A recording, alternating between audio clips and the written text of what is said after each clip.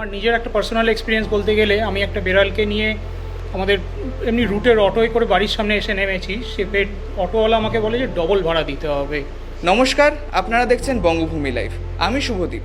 আজ আমি রয়েছি এমন একজনের বাড়িতে যারা ছোট ছোট বেড়াল ছানাদের এক জায়গা থেকে অন্য জায়গায় পৌঁছে দেওয়ার ব্যবস্থা করেন।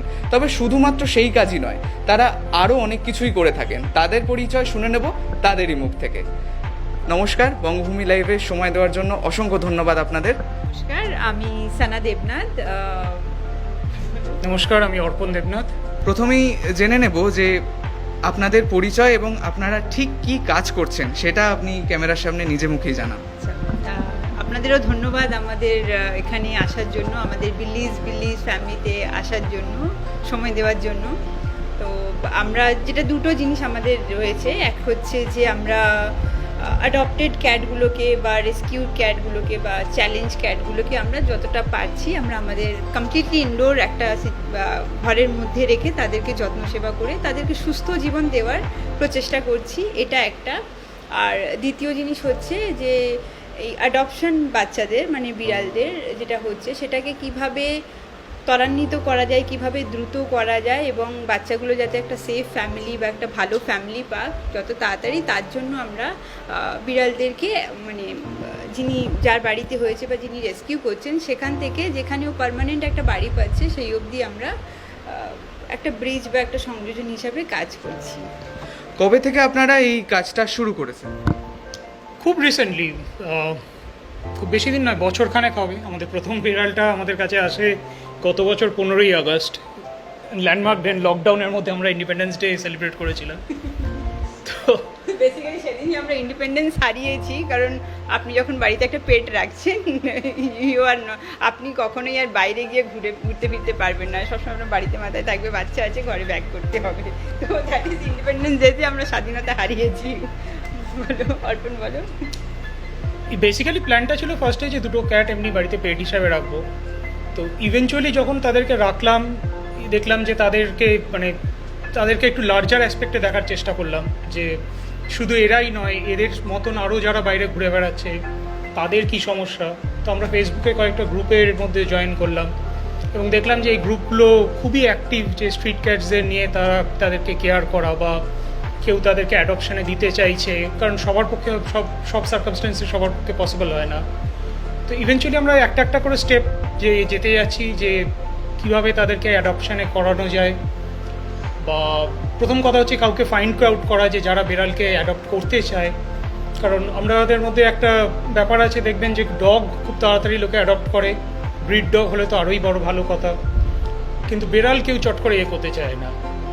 তো আমরা সেই প্রসেসটার মধ্যে একটা সিস্টেম বানাতে চাইছি যে যাতে লোকে বিড়ালের প্রতিও একই রকম ভালোবাসাটা দেখায়, কারণ end of the day they are all animals, maybe dog, maybe cat, maybe whatever animal. প্রধানত এই যে ট্রান্সপোর্টেশনের ব্যাপারটা, বিড়ালকে এক জায়গা থেকে নিয়ে যাওয়া, সেটা আপনারা কিভাবে করে থাকেন?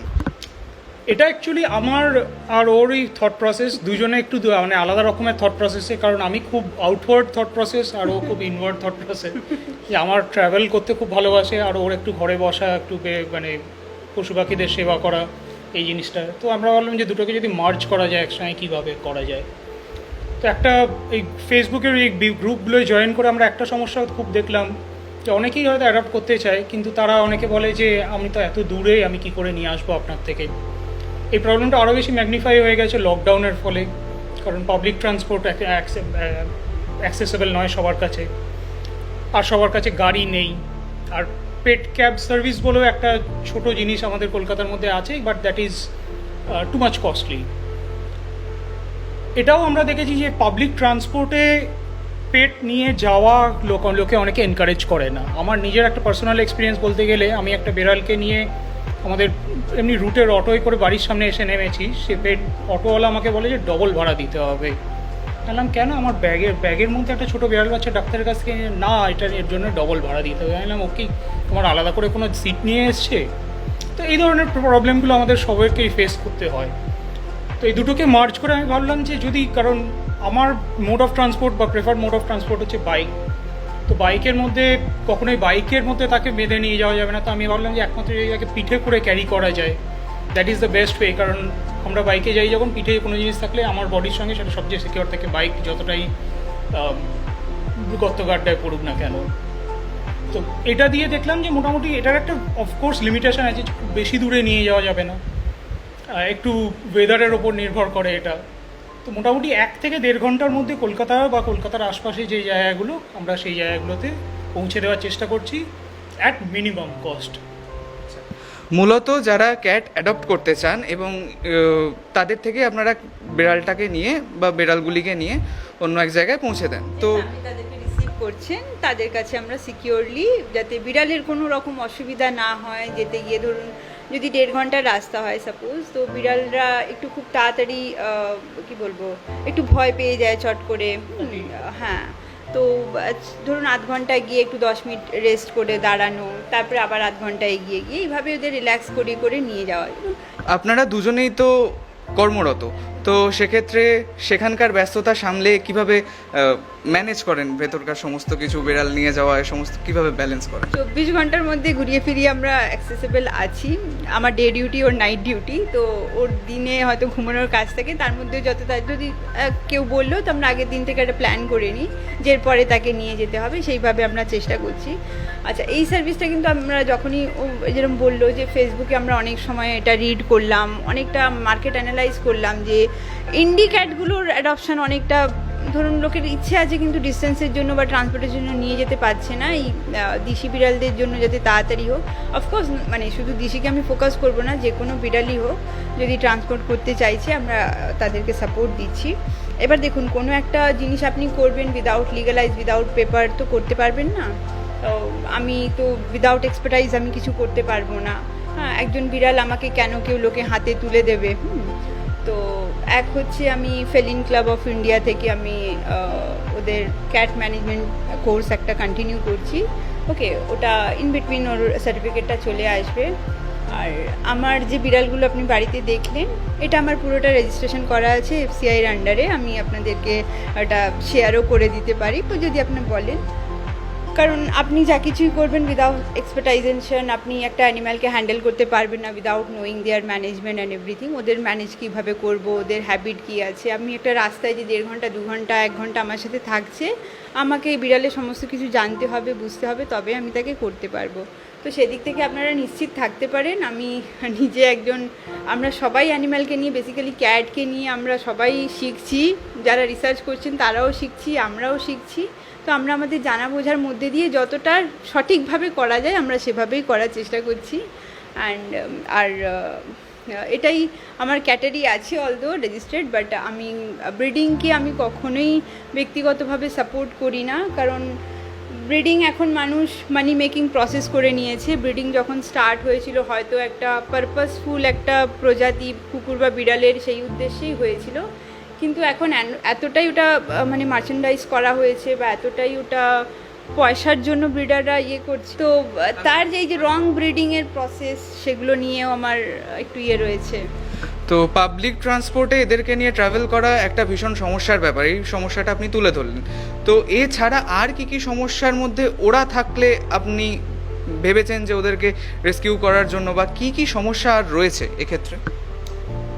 সমস্যা বলতে এক হচ্ছে যে ওদের বেসিক্যালি কেউ কেয়ার করে না, কারণ আমাদের একটা খুব চলতি ধারণা আছে যে কুকুরকে ভালো খাইয়ে রাখতে হয় আর বিড়াল তো কাঁটা ভাত খেয়ে থেকে যায়। দ্বিতীয় কথা হচ্ছে এদের স্টেরিলাইজেশন করানো হয় না, তো সুতরাং এদের মধ্যে র্যান্ডম ব্রিডিং, এই মানে বার্থ প্রসেসটা এদের চলে। কুকুর অ্যাজ সাচ দেখবেন যে অনেকটা হার্ড এন্ড ওরা, কারণ অ্যাজ সাচ চ্যালেঞ্জ ফেস করতে হয় না, কিন্তু বিড়াল দেখবেন অনেক কুকুরের হাতেই রাস্তায় মারা যায়। আজকেই যখন রাস্তায় নিয়ে যাচ্ছি একজন বলছে যে হ্যাঁ আমার বাড়িতে 2খানা বিড়াল ছিল, তারা অনেকেই দেখে, অনেকেই মানে তারা কথা বলে কুকুর কামড়ে মেরে দিয়েছে। তো এই জায়গাগুলোকে যদি আমরা একটু বিয়ে করতে পারি যে হ্যাঁ কেউ যদি একটা সিকিউরড এনভায়রনমেন্টে রাখতে পারে বিড়ালকে, বা সে যদি তার স্টেরিলাইজেশনের খরচ নিতে পারে, কারণ এন্ড অফ দ্য ডে এদের র্যান্ডম বার্থ প্রসেসে এদের নিজেদেরও শারীরিক খুব অসুবিধা হয় এবং সংখ্যায়ও মাল্টিপ্লাই হতে থাকে। সো এই প্রসেসটাকে যদি কেউ দায়িত্ব নিতে চায়, তো আমরা সেই জায়গাটাকে করতে চাইছি, ব্রিজ করতে চাইছি। একটা সমস্যার কথা আপনি তুলে ধরলেন যে এদেরকে নিয়ে রাস্তাঘাটে চলাফেরা করার ক্ষেত্রে পাবলিক ট্রান্সপোর্টে অনেকে সমস্যার কথা বলেন। তো আর কি কি সমস্যার কথা আপনি তুলে ধরতে চাইবেন? সমস্যা এক হচ্ছে যে এদের কেয়ার কেউ খুব একটা করে না, কারণ কুকুর অনেকে বাড়িতে রেখে নেয়, ইভেন ইন্ডিভিডুও আমরা দেখেছি অনেকে বাড়িতে রাখে, কিন্তু বেড়াল কেউ চট করে বাড়িতে রাখতে চায় না। বা আমাদের বেড়ালকে আমরা দেখেছি লোকে ঘরে আসে, জাস্ট খেতে দেয়, বাইরে চলে যায়। তাদের স্টেরিলাইজেশন কেউ করায় না, যেটা অফকোর্স কুকুরদের ক্ষেত্রেও একটা সমস্যা বটে। লোকে খালি কুকুরকে মনে করে যে খেতে দিয়েই আমরা ভালো কাজ করছি, কিন্তু তার থেকে অনেক বেশি ভালো কাজ হয় যদি তার স্টেরিলাইজেশন করে তাদের বার্থ কন্ট্রোল করা যায়। Same goes with the cats, যে তাদের স্টেরিলাইজেশন করানো, তাদের বেসিক হেলথ সাপোর্ট দেওয়া।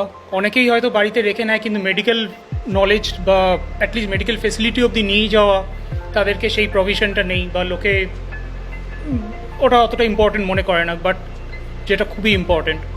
তো আমরা সেই পার্টগুলো করার চেষ্টা করছি, যে কেউ যদি কোথাও কোনো হসপিটালে কোনো ইনজিওর্ড ক্যাট হলো তাদেরকে পৌঁছে দেওয়া, যাতে সে বেসিক মেডিকেল সাপোর্টটা পায়। কেউ যদি একটা বিড়ালের মেডিকেলের সাপোর্টের খরচা বিয়ার করতে চায়, আমরা সেইভাবেও আমরা তাদের কাছে পৌঁছে দিতে চাই। বা কেউ যদি তাদের স্টেরিলাইজেশন করানোর খরচা বিয়ার করে, তাদেরকে আমরা স্টেরিলাইজেশন সেন্টার অবধি পৌঁছে দিতে চাই। স্টেরিলাইজেশনে এমনও আমরা দেখেছি যে কেউ স্টেরিলাইজেশনে দিয়ে গেছে বা কেউ কোনো একটা ফেসিলিটিতে রেখে গেছে এবং তাদেরকে সেখানে নাম ঠিকানা না দিয়ে চলে গেছে, যাতে তারা সেটাকে রিটার্ন না নিতে হয়।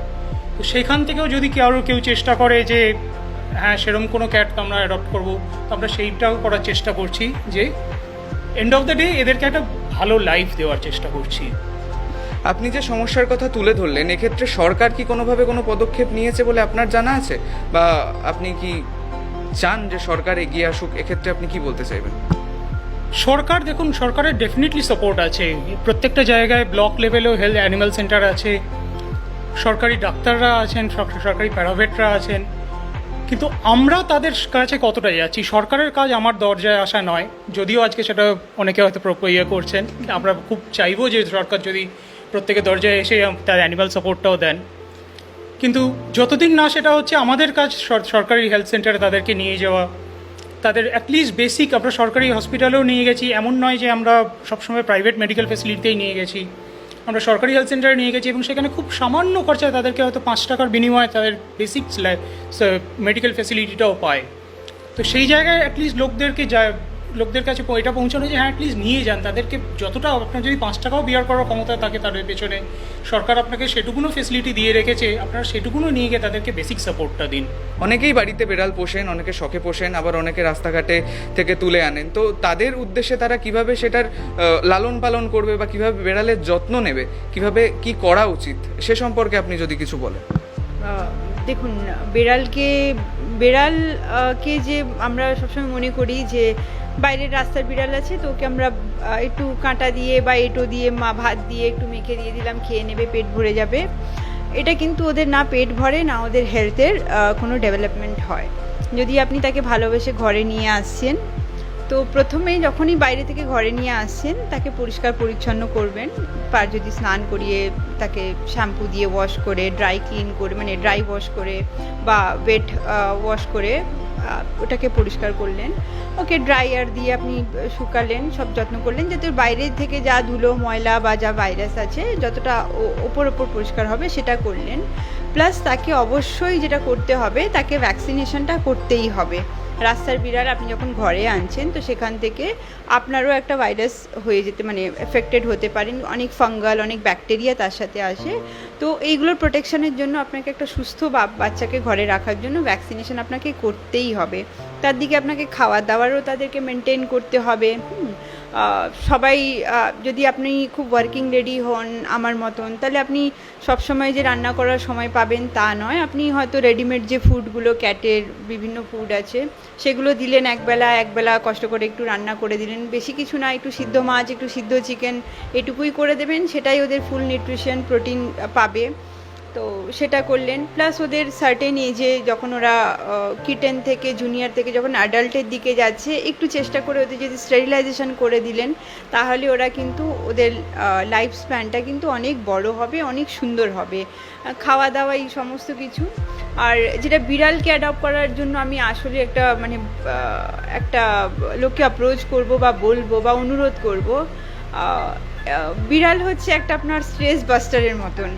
যখনই আপনার মন খারাপ হচ্ছে আপনি কিন্তু একটা বিড়ালকে চটকে দেবেন, আপনার দেখবেন মন খুব ভালো হয়ে যাবে।